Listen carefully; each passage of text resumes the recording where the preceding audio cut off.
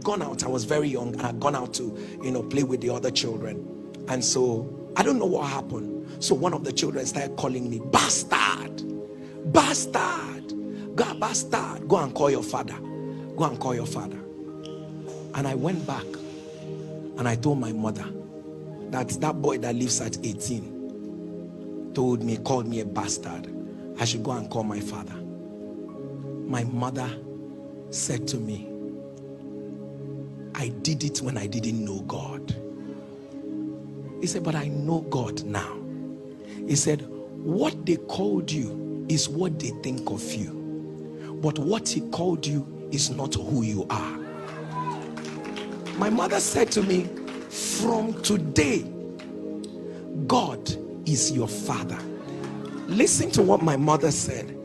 My mother said to me that his own father cannot give him everything he wants, because his own father does not have everything. He says, but your own father has everything and can give you everything. From that day till today, I don't even care who is who or who is not who. And I want to use this to encourage every single parent here. Never feel I can't raise a great child. Never feel that my children cannot turn out right. Look at Pastor Jerry.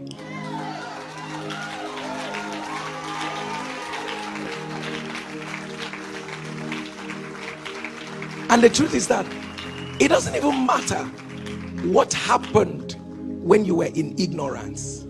That belongs to yesterday. It doesn't even matter how you failed. That was in your yesterday. But what matters is who you are right now. Take your seat.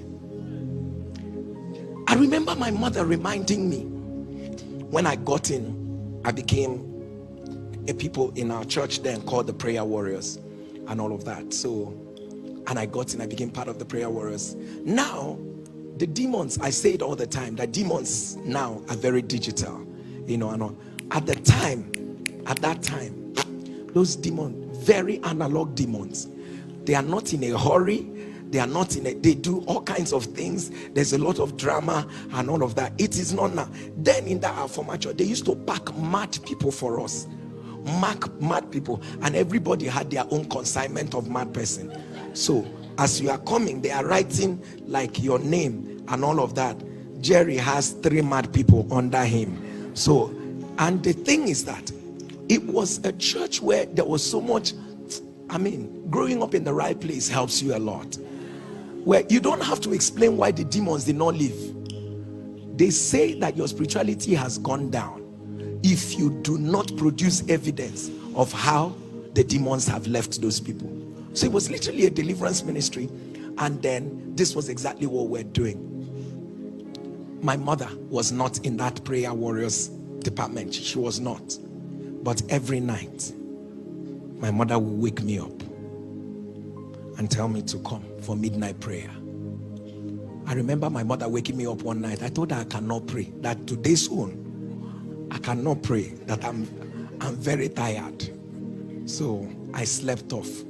The next thing I heard was Tawai, and that sleep left me. And my mother told me that, I'm paraphrasing, I'm not saying it exactly, that who goes for war in the morning and sleeps through the night? If I say to you, for the over 15 years of my life, I don't sleep at night, just because, and NSPPD had not yet come up at the time. So when people sit back and say, oh, this is what we are doing is enjoyment, I look at them and I laugh. I am sold out for this. I wish I will even have the time. When you pray through the night and you do ministry in the morning, the puzzle, my wife will tell you, this has been our life all to the time we've been married. and then you pray, and then you do. And it's been that way. And I want to tell you, it was my mother that started this thing. He said, you cannot have war in the morning and you are sleeping in the night. She pushed me into what it means to be an intercessor. She pushed me what it means to pray and all of that. Let me say this. I'm sure in my mother's mind, she didn't know, will this stick with this child? Will he forget it at some point? Would it be, don't call your children children. When you relate with your children, you are not speaking to their mind. You are talking to their spirit. A child can be distracted, acting distracted, and all of that. Please don't allow the distraction distract you. You are speaking to the spirit of the child. When your children are at sleep, open the scriptures, read over their lives, declare over their lives. No matter what your children are doing, speak. My mother was a master in prophetic action. And I said it at the last women's program where I was speaking, and I said to them, my mother would, while she is frying in the kitchen and all of that, in a local kitchen, our local kitchen, with all that fire and all of that. So when I come into the kitchen, my mother would drag a stool, those kitchen stools, in the kitchen, and told me that I should sit at the seat of the kings. That I should sit at the seat of the kings. That this thing I am sitting now, where I am sitting now, is the seat of. Everything is prophecy for my mother. She prophesied over everything. Things that made sense, things that did not make sense. Everything is prophetic. People of God, every mother here, you have the pictures of your children. Prophesy. If you find their clothes anywhere, prophesy. Anything that is happening, prophesy. And I don't forget, and I just remembered it. Ordinary wooden kitchen stool. My mother called it seat of the kings. Why don't you call your own child's dress of the kings? Find something, and because they cannot fail. They cannot fail. They cannot fail. If you see when your own destiny came under attack, you can imagine what your children are going through right now. And half of it they are not telling you. Half of it they are not telling you. And I say this because my mother taught me, and my mother will tell me, don't eat when you go to people's house. That time, don't eat when you go to people's house. It's not. And my mother will come back and then call me and say to me, you ate? I said, I did not eat. And then, because I don't used to lie, but I will lie, I said I did not eat. So if I told my mother I did not eat, my mother should agree that I did not. My mother said to me, you ate. My mother would tell me the time I ate. My mother would tell me what I ate. And that was the one that I registered in my heart. I picked it up with my daughter as my daughter was going to secondary school about 3 years ago. I told her, let me remind you, I can see. Anything you do, God will tell me. And she thought it's a joke. Now there we did now. Anything going on, God will tell me. And so I remember her going back to school after her first year, and I said to her, what is that one thing you'll always remember about Daddy? He said to me, Daddy said, anything I do, God will tell you. And I remember her guardian making reference to that and all of that, that Samara will say to her and all of that, that my daddy can hear God though. I cannot do anything now, because if I do, God will tell my father. Beyond that, father, mother, can you have a relationship with God that God can tell you when your children are struggling? Can God even tell you what is about to happen in the future so that you can forestall it? It will not meet you like an emergency. Am I communicating? There are things that happen in my life now. I know I pray, but there are some that will happen. I would tell myself, that's my mother's prayer. I know I pray, but there are things that will happen. When you see the way they will play out, I sit back and say, Kai, that is a broken woman's prayer. That is a broken. There was something I've always shared this with you, how my mother, I got a job with a World Bank project on HIV and AIDS. Then I had even gotten a job with the UN. And I went to show my mother, and I said to my mother, our life has changed. I said, our life has changed. My mother was the most important person to me. So I went to tell my mother, now you will live in my house. With this salary, I would change everything. I was excited, telling my mom this, telling my mom that. My mom was so uninterested. I told her, why? She said, everything you are telling me is not what God told me about you.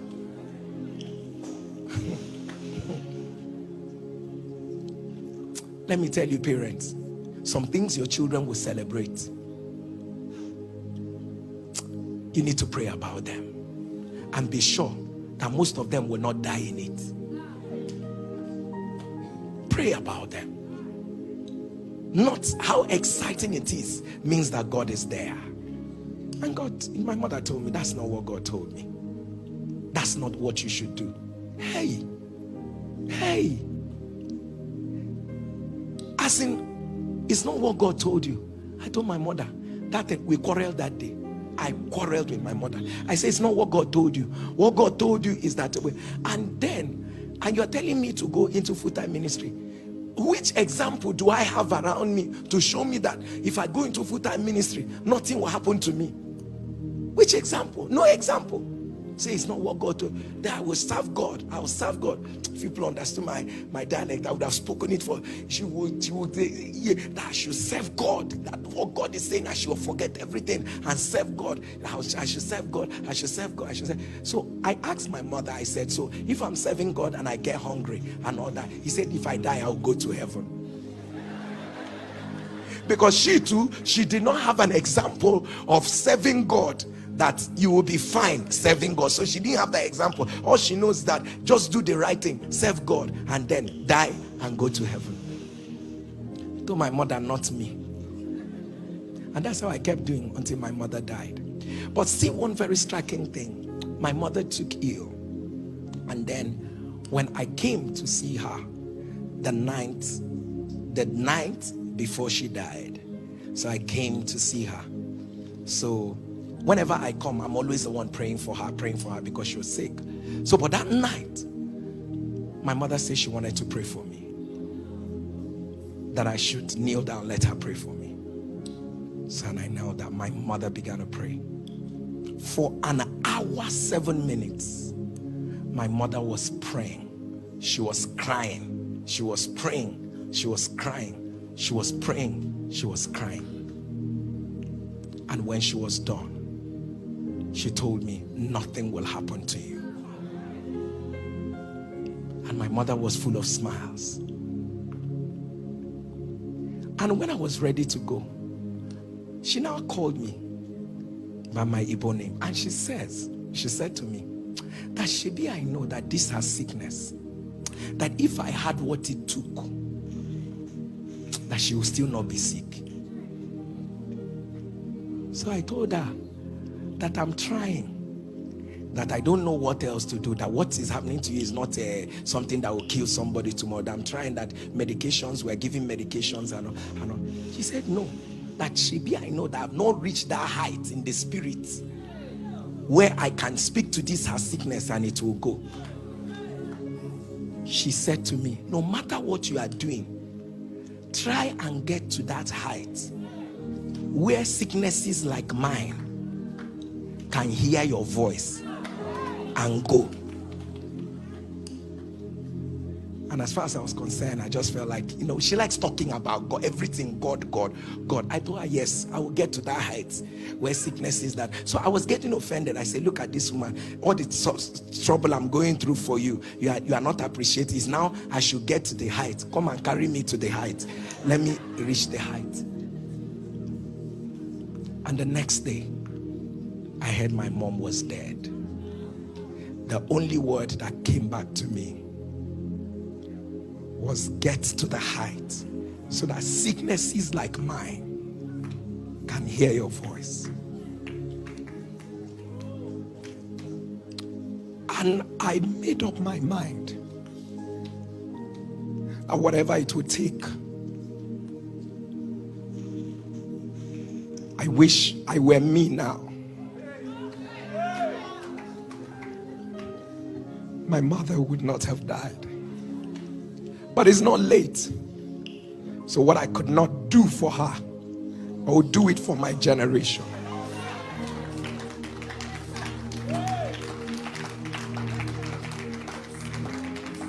So, you know, when people say to me, calm down, you're being too extra. You don't have to do all these prayers every night and all of that. I would never want it to be said that a man prayed and demons ridiculed your voice. Never. So, sir, it's about how your spirit man is stratified. There's a place where you grow. There are things that cannot withstand your voice. Many years ago, this voice could not make it happen. But I'm glad today that it's an endless journey of continuing. So my passion for what I'm doing, my mother was my treasure. And I want to tell every young person here, please take care of your mother.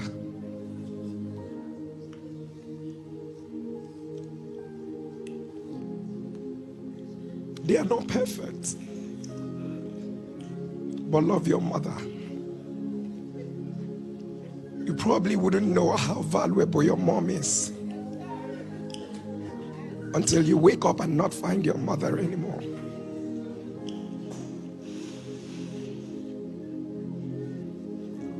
Love your mother, take care of your mother. They don't have to ask you for you to give them. I know they can be quite a handful most times.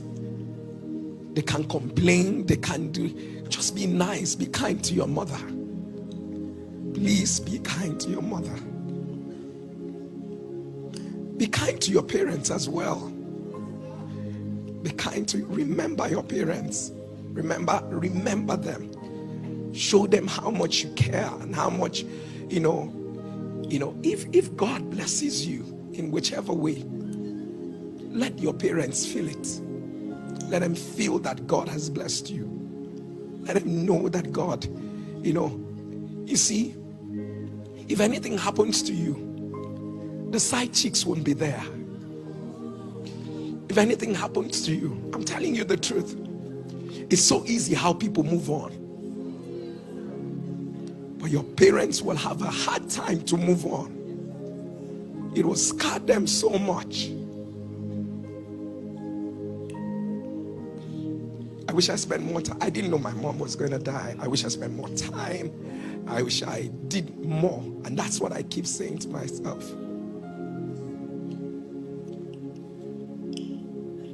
But the most important thing is, on the Mother's Day, I had my message prepared, and as soon as I sat down through the service, my heart was just in a mixed place. Not mixed because I remember my mother. No, that's not it. But I just wondered, a woman who didn't hear any message about parenting, a woman who didn't hear anything about how to raise a child like this could go out of, a woman who was even flawed in her own right, but still turns around to do something that could make it. What about us? With all we're hearing, with everything, God raised us all up to raise a different generation, a different breed from us.